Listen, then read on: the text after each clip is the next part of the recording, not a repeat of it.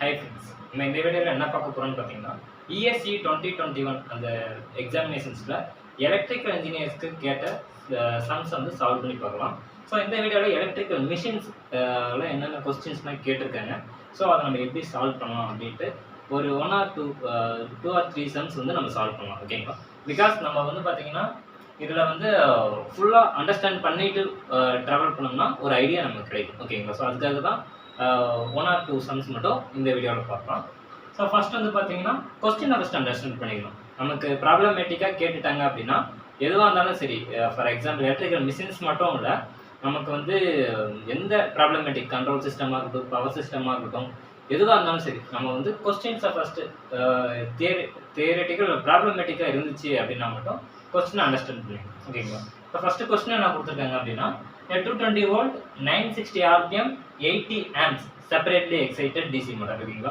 So இப்போ அவங்க கொடுத்துருக்கிறது வந்து separately excited DC motor. Okay, இப்போ டிசி மோட்டார் அப்படின்றாலே அதில் வந்து 3 டைப்ஸ் நிறைய டைப்ஸ் இருக்குது.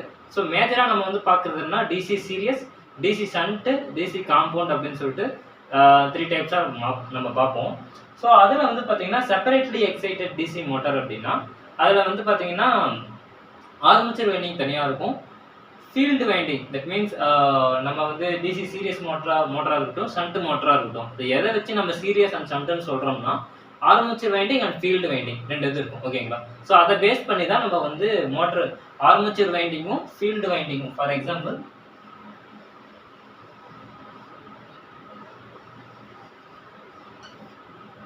இங்கே வந்து நான் சோர்ஸ் கொடுத்துருக்கேன்.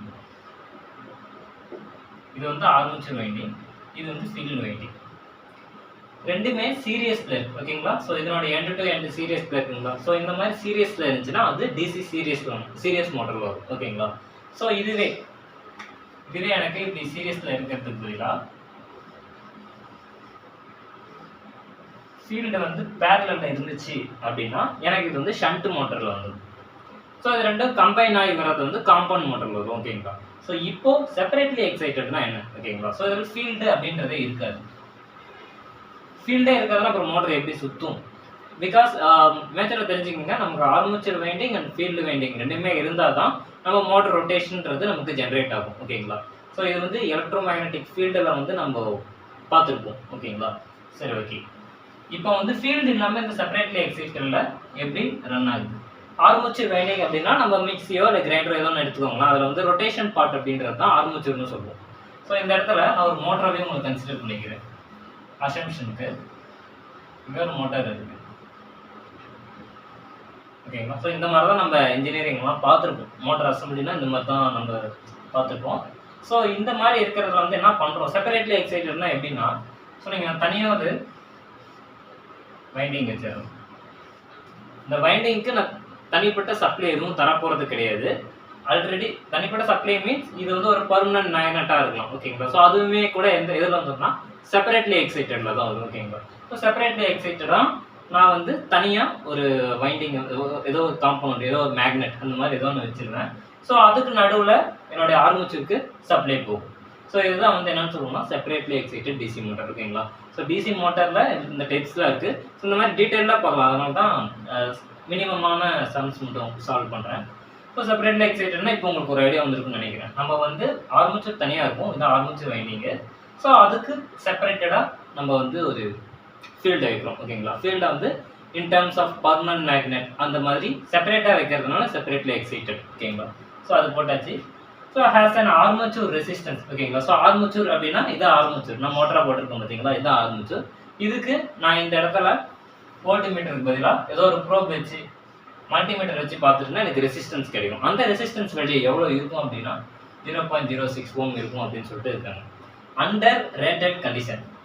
அண்டர் ரேட்டட் கண்டிஷன் அப்படின்னா நமக்குன்னு ஒரு லோடு இருக்கும். ஓகேங்களா? For example load in terms of எதில் சொல்லுவோம்னா நியூட்டன் மீட்டரில் சொல்லுவோம். ஓகேங்களா? ஸோ அதை வந்து எனக்கு 15 நியூட்டன் மீட்டர் இருக்கணும், இல்லை ஒரு 100 நியூட்டன் மீட்டர் இருக்கணும் அப்படின்றது நமக்கு ரெக்யர்மெண்ட்டில் இருக்கும். ஓகேங்களா? ஸோ அந்த நியூட்டன் மீட்டர் லோடு நான் எது என்னுடைய ரேட்டட் லோடு. ஃபார் எக்ஸாம்பிள் இப்போ நம்ம கிரைண்டரில் மாவு அரைக்கிறோம் அப்படின்னாலே நமக்குன்னு ஒரு ரேட்டட் லோடு இருக்கும். ஒரு 15 நியூட்டன் மீட்டர் இல்லை 150 நியூட்டன் எம்எம் அந்த மாதிரி ஓகேங்களா. ஸோ அந்த லோடை தான் நம்ம ரேட்டட் லோடுன்னு சொல்லுவோம் ஓகேங்களா. மோட்டர் இருக்கிறது அந்த ரேட்டட் லோட் கண்டிஷனில். ஃபார் எக்ஸாம்பிள் மிக்சியில் நம்ம இதில் கிரைண்டரில் மாவு அரைக்கிறோம் அப்படின்னா நம்ம அரிசி போட்டிருக்க அந்த சமயம் தான் நம்மளுடைய ரேட்டட் லோட் ஓகேங்களா. ஸோ அண்டர் ரேட்டட் கண்டிஷன் அப்படின்னு சொல்லிட்டாங்க. ரேட்டட் கண்டிஷனாக இருக்கும்போது ஓகேங்களா the motor load torque is constant. எப்பயுமே motor load torque in terms of newton meter. அது வந்து நான் 150 அப்படின்னு சொல்லிட்டு எடுத்துக்கிறேன் ஓகேங்களா. இந்த லோடு வந்து கான்ஸ்டன்ட் அப்படின்ட்டாங்க ஓகேங்களா. எக்ஸாம்பிளுக்காக சொல்கிறேன்.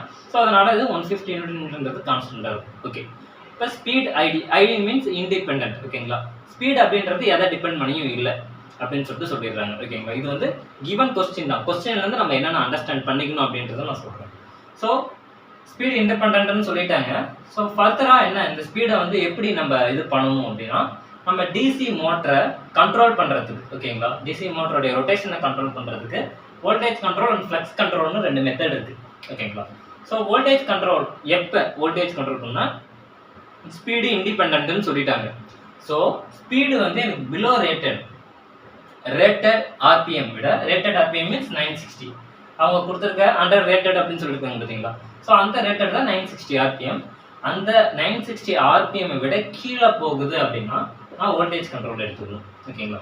ஸோ இல்லை அந்த 960 ஆர்பிஎம் விட அதிகமாக போகுது அப்படின்னா நான் ஃப்ளக்ஸ் கண்ட்ரோலை எடுத்துக்கணும் ஓகேங்களா. ஸோ நம்ம ஆல்ரெடி பிஃபோராகவே பார்த்தோம் இது செப்பரேட்லி எக்ஸைட்டட். நீங்கள் பிளைண்டாக ஞாபகத்துக்கு வச்சுக்கோங்க. செப்பரேட்லி எக்ஸைட்டடில் வந்து பார்த்தீங்கன்னா ஃப்ளக்ஸ் கண்ட்ரோல் மெத்தட் தேவைப்படாது. பிகாஸ் நம்ம இந்த இதுக்கு நம்ம எக்ஸைட் பண்ணுறோம் அப்படின்னாலும் செப்பரேட்டடாக தான் வோல்டேஜ் தருவோம். 5 வோல்ட் மீன்ஸ் 5 வோல்ட் கான்ஸ்டண்ட்டாக அதுக்கு போயிட்டு இருக்கும். நம்ம வந்து வேறு எதுவுமே அதெல்லாம் பண்ண முடியாது.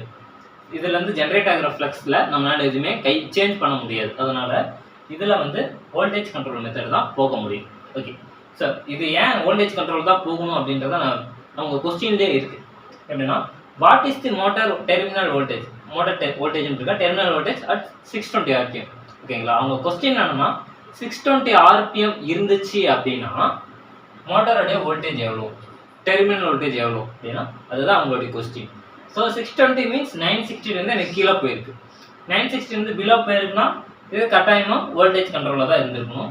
ஃப்ளக்ஸ் கண்ட்ரோல் மெத்தட் வந்து இதுக்கு அப்ளிகபிள் ஆகாது ஓகேங்களா. ஸோ பிகாஸ் நமக்கு ஃப்ளக்ஸ் வந்து இங்கே கான்ஸ்டன்ட். ஸோ எப்படி ஃப்ளக்ஸ் கான்ஸ்டன்ட் அப்படின்றது நான் சொல்கிறேன்.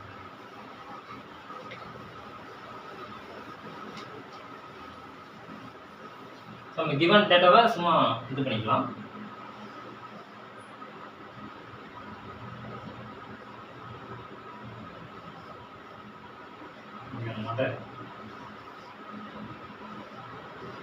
Supply DC source means DC supply தான் இருக்கணும் ப்ளஸ் மைனஸ் ஓகேங்களா. ஸோ இந்த மாதிரி தான் கொஸ்டின்லேயும் இருக்கும் ஓகேங்களா. கொஸ்டினில் இந்த மாதிரி டயக்ராம் எதுவும் தரல அப்படின்னா நீங்கள் இமேஜினரியே அதெல்லாம் ட்ரா பண்ணுங்க. பிகாஸ் நமக்கு டைமிங்கிறது அவ்வளோவா இருக்காது. ஸோ இது வந்து ஆர்மேச்சருக்கும் ரெசிஸ்டன்ஸ் இருக்கும். அது வந்து 0.06 ஓம் அப்படின்னு சொல்லிட்டு கொடுத்துருக்காங்க. ஸோ இதில் ஃப்ளோ ஆகிற கரண்ட் ப்ளஸ்லேருந்து மைனஸ் போகுங்களா. ஸோ ஃப்ளோ ஆகிற கரண்ட்டு 80 ஆம்ப்ஸ்னு சொல்லிட்டாங்க ஓகேங்களா. ஓகே, நீங்கள் டிசி மோட்டரை பற்றி கேட்டாங்க, டிசி மோட்டரை பற்றி நமக்கு கொஸ்டின்ஸ் இருக்குது அப்படின்னாலே டிஃபால்ட்டாக நான் இப்போ இங்கே எழுதக்கூடிய ஒரு 2 to 3 ஃபார்முலாஸ் இருக்குது. அதை நீங்கள் வந்து டிஃபால்ட்டாக எழுதி வச்சுக்கோங்க, இல்லை உங்கள் மைண்டுக்கு கொண்டு வந்துக்கோங்க ஓகேங்களா. ஸோ அது என்ன அப்படின்னா EB is equal to P5NZ divided by 60 into EA. இது ஒரு formula.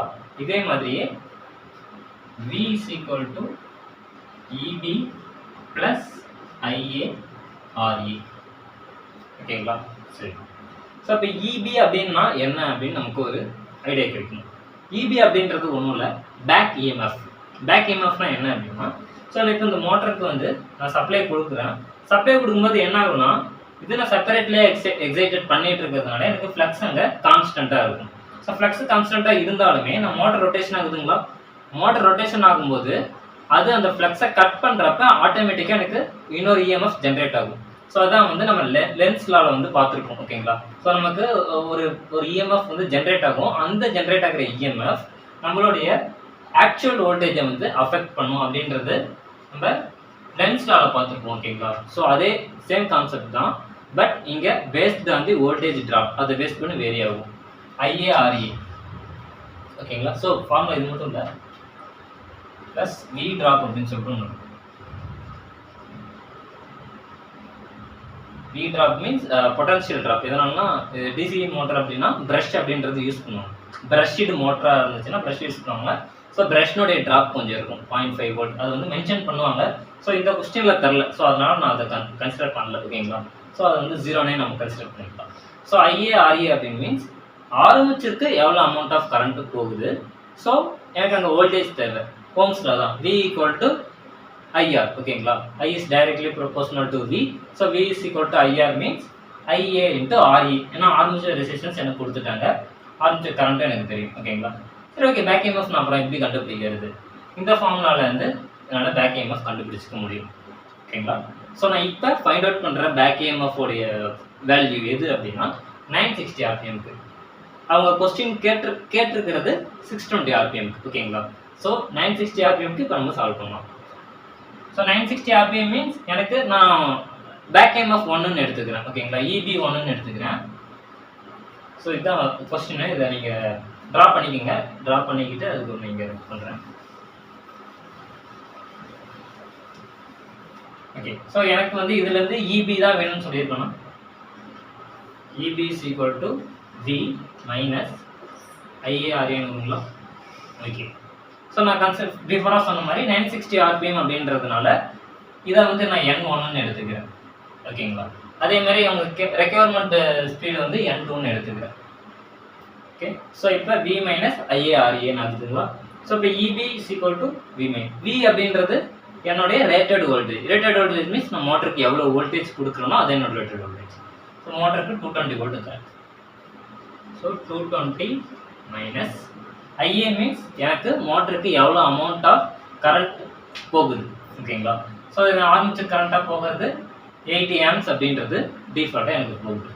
So IA 80. RA means எனக்கு ஆர்மேச்சர் ரெசிஸ்டன்ஸ் இன்டூ 0.06.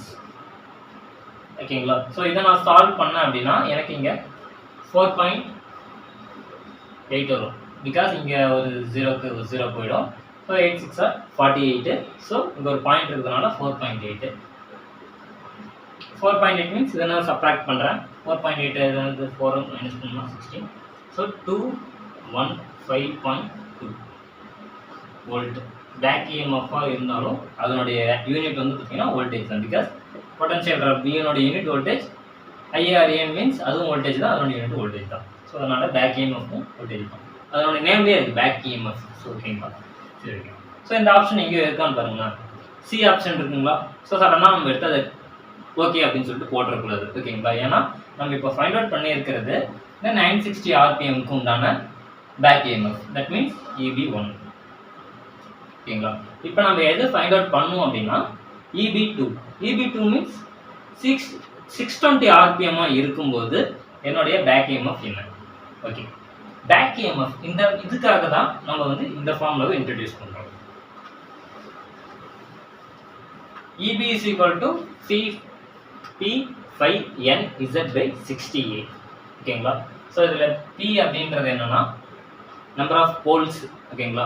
எத்தனை போல் வச்சுருக்கோம். நான் இங்கே வந்து பார்த்தீங்கன்னா மோட்டருக்கு 2 வச்சேன் பார்த்தீங்களா. 2 இடத்த வச்சு நான் சப்ளை கொடுத்துக்கோம், இல்லை பர்மனன்ட் மேக்னெட்டாக வச்சுக்கோன்னு சொன்ன பார்த்தீங்களா. ஸோ அது 2 போல் அப்படின்ற கன்சிடரேஷன் வரும். 5 அப்படின்றது மேக்னெட்டிக் ஃப்ளக்ஸ். ஓகேங்களா. எவ்வளோ அமௌண்ட் ஆஃப் ஃப்ளக்ஸ் அங்கே இருக்கோ அதான் 5. N அப்படின்றது என்னுடைய மோட்டருடைய ஸ்பீடு. ஓகேங்களா. Speed of the motor. Z அப்படின்றது நம்பர் ஆஃப் கண்டக்டர். 60ன்றது ஒரு கான்ஸ்டன்ட் ரெவல்யூஷன் பெர் மினிட், அதுக்குன்றதுனால 60. A அப்படின்றது வந்து பார்த்தீங்கன்னா நம்பர் ஆஃப் பேரலல் பாத்ஸ். ஓகேங்களா. ஸோ இதெல்லாம் வந்து நம்ம இது வந்து ரொம்ப பேசிக் தான். ஓகேங்களா. ஸோ இந்த ஃபார்முலா வந்து இம்பார்ட்டன்ட்டு. ஸோ இது செப்பரேட்லி எக்ஸைட்டட் அப்படின்றதுனால இந்த ஃபார்முலா என்ன ஆகும்னா எனக்கு இதுவும் கான்ஸ்டன்ட் தான். கண்டக்டர்ஸும் நான் எவ்வளோ டர்ன்ஸ் போடுறனோ அதை டிபெண்ட் பண்ணி தான் கண்டக்டர்ஸ் இருக்க போது.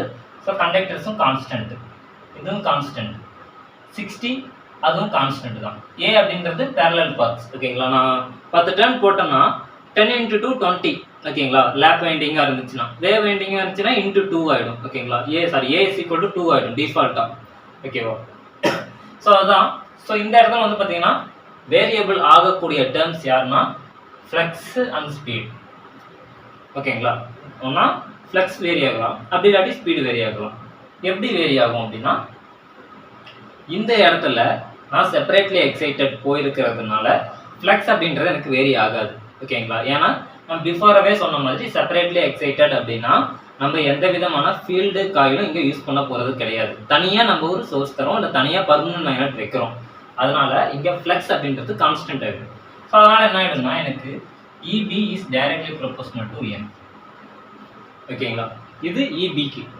எனக்கு பேக் EMF 1 அப்படி நான் கன்சிடர் பண்ணிக்கலன்னா EB1 எதுக்கு டைரக்ட்லி ப்ரொபோஷனல் N1க்கு. இதே மாதிரி பேக் EMF 2 நான் கன்சிடர் பண்ணுறேன்னு வச்சுக்கோங்க, டைரக்ட்லி ப்ரொபோஷனல் டு N2 ஆகிடும். ஓகேங்களா? ஸோ இதுதான் நமக்கு தெரிஞ்ச காமன் ஃபார்முலா தான். பிகாஸ் இந்த இடத்துல எனக்கு ஃப்ளக்ஸ் கான்ஸ்டன்ட். ஸோ இந்த ரெண்டு ஃபார்முலாவையும் நான் வந்து கோரிலேட் பண்ணுறேன். எனக்கு இந்த கான்ஸ்டன்ட் வேல்யூ அப்படின்றதுனால ஈக்குவலைஸ் பண்ணிக்கிறேன். ஈக்குவலைஸ் பண்ணோன்னா எனக்கு என்ன ஆகும் அப்படின்னா, இந்த 250 நோட் இருக்கணும் EB1க்கு, அதை மென்ஷன் பண்ணிக்கலாம். EB1 is equal to 215.2 volts.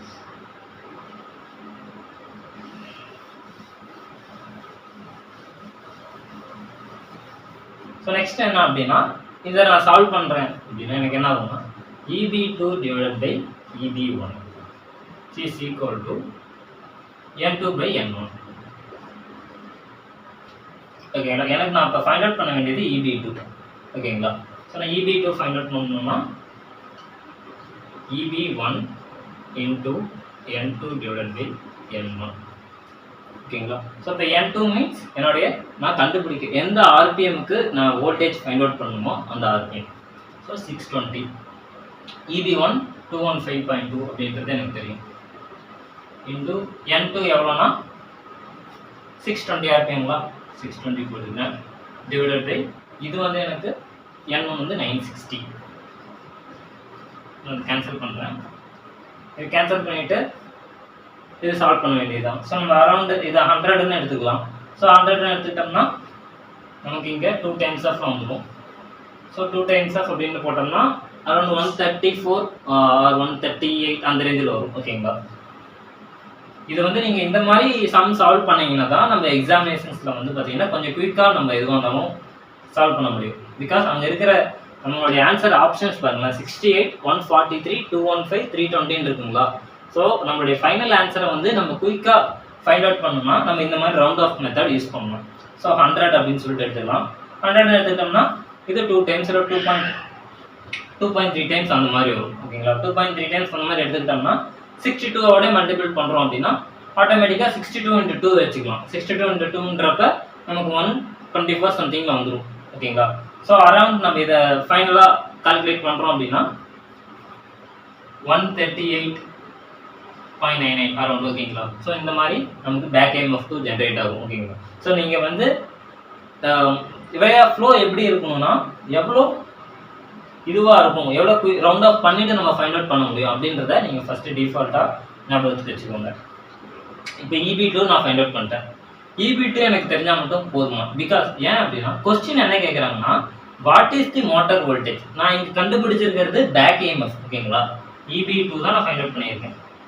So back EMF 2 தான் நான் ஃபைண்ட் அவுட் பண்ணியிருக்கேன் ஒழிய இன்னும் என்னுடைய மோட்டார் வோல்டேஜுக்கு நான் போகலை. அப்போ என்னுடைய மோட்டார் வோல்டேஜை நான் ஃபைண்ட் அவுட் பண்ணணும். எப்படி அப்படின்னா ஸோ ஃபஸ்ட்டு போட்ட அதே ஃபார்முலா தான். V is equal to EB plus IRAங்களா. ஓகே, IRA இதுதான் வந்து நம்ம ஃபஸ்ட்டு போட்ட ஃபார்முலா. ப்ளஸ் V ட்ராப் போட்டிருப்பேன், இங்கே ட்ராப் எதுவும் தரலை. ஸோ அதனால் EB plus IRA ஆகிடுது. EB மீன்ஸ் நான் இங்கே கன்சிடர் பண்ணிக்கிறது EB2. ஸோ அதனால் EB2. ஸோ இது IA2 RA2 அப்படின்னு நம்ம போட்டாலும் ஒன்று தான், போடாட்டியும் ஒன்று தான். ஏன் அப்படின்னா ரெசிஸ்டன்ஸ் அப்படின்றது மாற போகிறது கிடையாது. ஓகேவா? மாறினா கரண்ட்டு தான் மாறணும். ஓகேங்களா? பிகாஸ் நமக்கு ஆர்பிஎம் ட்ராப் ஆகிருக்கு, அந்த ஆர்பிஎம் தகுந்தாப்பில் எனக்கு கரண்ட்டு மாறலாம். பட் அவங்க வந்து என்ன சொல்லிட்டாங்கன்னா லோடு டார்க் கான்ஸ்டன்ட் அப்படின்ட்டாங்க. ஓகேங்களா? லோடு டார்க் வந்து எப்பயுமே எனக்கு கான்ஸ்டன்ட் தான் அப்படின்னு சொன்னதுனால அந்த லோடுக்கு எவ்வளோ கரண்ட் அது கன்சியூம் பண்ணுமோ அதே கரண்ட்டை தான் கன்சியூம் பண்ணும். இந்த இடத்துல நமக்கு இண்டிபெண்ட்டாக இருக்கிறது ஸ்பீடு மட்டும்தான். ஸோ அதனால் எனக்கு ஸ்பீடு மட்டும் தான் மாறப்போகுது. ஸோ அதை வச்சு தான் நான் பேக் EMF ஃபைண்ட் அவுட் பண்ணியிருக்கேன். ஸோ அதனால் எனக்கு என்ன ஆட்டோமேட்டிக்காக EB2 means 138.98 plus IA2 RA2. இங்க IA2ன்ற மீன்ஸ் எனக்கு எதை டிஃபால்ட்டா எதை ரெப்ரசன்ட் பண்ணுதுன்னா 80 தான். பிகாஸ் எனக்கு லோவர் டார்க் இஸ் கான்ஸ்டன்ட், அதனால ஓகேங்களா. ஸோ 80 இன்டூ RA எவ்வளோ வருது பார்த்தீங்கன்னா 0.06. இதை வச்சு நம்ம ஃபைண்ட் அவுட் பண்ணோம்னா ஆட்டோமேட்டிக்காக அது வந்து 4.2ல வந்துடும். So V is equal to 138.98 plus 4.2 consider பண்ணிக்கிட்டோம்னா கூட அரௌண்ட் 142.9 இல்லை 143 அந்த ரேஞ்சில் வரலாம். ஓகேங்களா, பிகாஸ் நம்ம ஆட் பண்ணோம்னா வரும். ஸோ 140s அந்த ரேஞ்சில் இருக்கான்னு பாருங்கள். பிகாஸ் நீங்கள் வந்து ரவுண்ட் ஆஃப் மெத்தடில் போடுறீங்க அப்படின்னா 120லேருந்து 140 இல்லை 150 அந்த ரேஞ்சில் இருக்கா அப்படின்னு சொல்லிட்டு பாருங்கள். ஓகேங்களா, ரவுண்ட் ஆஃப் எடுக்கிறதும் ஒரு இது இருக்குது. ஓகேங்களா, 196 இருந்துச்சுன்னா நீங்கள் 100 எடுத்துக்கலாம். ஸோ 92 அந்த ரேஞ்ச் இருந்துச்சா நீங்கள் 90 எடுத்துக்கலாம். ஓகேங்களா, அந்த மாதிரி எடுத்துகிட்டு மேலேயும் கீழேயும் ஈஸியாக சால்வ் பண்ணுற மாதிரி எடுத்து நீங்கள் பண்ணுறீங்க. ஒரு ப்ராபபிலிட்டியாக நீங்கள் எடுத்துகிட்டு போனீங்கன்னா செம்ம நீங்கள் குயிக்காக சால்வ் பண்ண முடியும். ஓகேங்களா, அதுதான் வந்து நீங்கள் மேஜராக பார்க்க வேண்டியதாக இருக்கும். ஓகேவா, ஸோ 140 ரேஞ்சில் இருக்கிறது இந்த 143 தான். ஸோ நம்ம பிஃபோராக ஃபைண்ட் அவுட் பண்ண பார்த்தீங்களா 215 இதை ஆப்ஷனில் கொடுத்துருக்காங்க. ஓகேங்களா, நம்ம கன்ஃபியூஸ் ஆகுன்றதுக்காக இதை கொடுத்துருக்காங்க. இது வந்தோன்னா தான் வந்துருச்சு அப்படின்னு நமக்கு தெரிஞ்ச ஒரு ஃபார்முலா வச்சு இது வந்துருச்சு அப்படின்னு நம்ம எடுத்துகிட்டு போகக்கூடாது. நம்ம கொஸ்டின் என்ன கேட்குறாங்க அப்படின்றத நம்ம ஃபஸ்ட்டு அதை அண்டர்ஸ்டாண்ட் பண்ணிக்கணும். 620 RPM இருக்கும்போது என்னுடைய வோல்டேஜ் எவ்வளோ, மோட்டர் வோல்டேஜ் எவ்வளோ அப்படின்ற மாதிரி கொஸ்டின் இருக்குது. நம்ம வந்து இந்த ஆன்சர் எப்போ கரெக்டு அப்படின்னா 960 RPM இது இருக்குது. ஸோ அந்த சமயத்தில் நம்மளுடைய பேக் EMF எவ்வளோ அப்படின்னு கேட்டால் இந்த 215 அப்படின்றது கரெக்டு. இதே அவங்க வந்து இந்த 620 RPMக்கு இப்போ இந்த இடத்துல வந்து மோட்டார் வோல்டேஜ் கேட்டிருக்காங்க. இதுவே பேக் EMF எவ்வளோ அப்படின்னு கேட்டிருந்தாங்கன்னா 138.98 நம்ம கன்சிடர் பண்ணியிருக்கணும். புரியுதுங்களா? ஸோ இதுதான் வந்து இந்த சம்முடைய ஓவரால் சம்மரி. நீங்கள் வந்து பார்த்தீங்கன்னா கன்சிடர் பண்ண வேண்டியது, நான் உங்களுக்கு வந்து கொஞ்சம் டைம் டிலே ஆனதுக்கு ரீசன் என்னென்னா எலாபரேட்டாக எக்ஸ்பிளைன் பண்ணதுனால தான். ஓகேங்களா, இந்த அளவுக்கு டீட்டெயிலாக பார்த்தீங்கன்னா உங்களுக்கு ஒரு ஐடியா கிடைக்கும். ஓகேவா, ஸோ நீங்கள் எக்ஸாம் பாயிண்ட் ஆஃப் வியூவில் பார்க்கும்போது நான் சொன்ன மாதிரி ஃபஸ்ட் எடுத்தோடனே இந்த ஃபார்முலாஸ் எழுதிக்கிட்டிங்கன்னா உங்களுக்கு ஒரு ஐடியா கிடைச்சிடும். ஓகே, இவங்க கொஸ்டின் வந்து வோல்டேஜ் கொடுத்துட்டாங்க, ஸ்பீடும் கொடுத்துருக்காங்க, கரண்ட்டு, ஸோ மேக்ஸிமம் அவரோட டேர்ம்ஸ் எல்லாமே கொடுத்துருவாங்க. ஓகேங்களா, ஸோ அதுலேருந்து நம்ம அவங்க கொஸ்டின் என்ன கேட்குறாங்க, ஸோ ஃபைனலாக வந்து வோல்டேஜ் அப்படின்றது தான் கொஸ்டின் மார்க்காக இருக்குது. ஸோ அப்போ V அப்படின்றது தான் கொஸ்டின் மார்க் அப்படின்ட்டு நீங்கள் உங்கள் ரஃப் ஷீட்டில் போட்டுட்டு அதுலேருந்து இந்த வியை ஃபைண்ட் அவுட் பண்ணுறதுக்கு என்னென்ன மெத்தட்லாம் இருக்குது அப்படின்னு யோசிச்சுட்டு, அதாவது இந்த மாதிரியான சம்லாம் வந்து நீங்கள் எப்போ எடுக்கணும் அப்படின்னா இந்த முன்னாடியே சால்வ் பண்ணியிருக்கீங்க பார்த்தோன்னே தெரியுதுன்னா நீங்கள் எடுத்து போட்டுடலாம், ஒன்றும் இது இஷ்யூ கிடையாது. இல்லை அது புதுசாக பார்க்குற மாதிரி இருக்குது அப்படின்னா ஈஸியான சம்ஸ் இல்லை உங்களுக்கு பார்த்த மாதிரி இருக்கிற கொஸ்டின்ஸ் எல்லாம் சால்வ் பண்ணிவிட்டு அதுக்கப்புறம் நீங்கள் இந்த மாதிரியான கொஸ்டின்ஸ் எடுத்திங்கன்னா உங்களுக்கு கொஞ்சம் யூஸ்ஃபுல்லாக இருக்கும். ஓகேங்களா, ஸோ இந்த மெத்தடில் V தான் கேட்குறாங்க. அதை ஃபைண்ட் அவுட் பண்ணுறதுக்கு சில ஃபார்முலாஸ் இருந்துச்சு. ஃபஸ்ட்டு வந்து இந்த ஃபார்முலா எழுதிக்கிங்க. இது வந்து டிசி மோட்டர் எல்லாத்துக்குமே, சீரிஸ் மோட்டராக இருக்கட்டும், ஷண்ட் மோட்டராக இருக்கட்டும், காம்பன் மோட்டர் எதுவாக இருந்தாலும் நமக்கு இந்த EB = P5NZ/60A அப்படின்றது கான்ஸ்டன்ட் மீன்ஸ் பொதுவாக எல்லாத்துக்குமே வரும்.